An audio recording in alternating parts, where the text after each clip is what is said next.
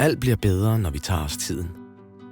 Derfor er god tid en uundværlig ingrediens, når du skal kværne hele bønner. Friskværnet kaffe har nemlig stor betydning for aroma og smag. Når en kaffebønne er kværnet, forsvinder aromastofferne hurtigt. Så vi anbefaler, at du kværner lige før brygning. På de fleste kaffekværne indstilles kværningsgraden på en skala fra fin til grov. Jo finere du kværner dine bønner, jo mere smag afgiver de. Til stempelkande kværnes bønnerne groft, fordi kaffen trækker i vandet i 4 minutter. På den måde får vi det bedste udtræk af bønnernes smags- og aromastoffer. I den anden ende af skalaen har vi espresso. Her kværner vi helt fint for at få den kraftige smag. Når du laver slow brew, løber vandet ned igennem kaffen. Derfor skal kaffen nå at afgive masser af smag. Her anbefaler vi en mellemfin kværningsgrad.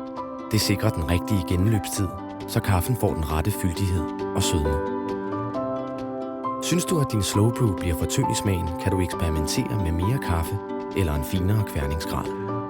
Og omvendt, hvis den bliver for stærk og bitter.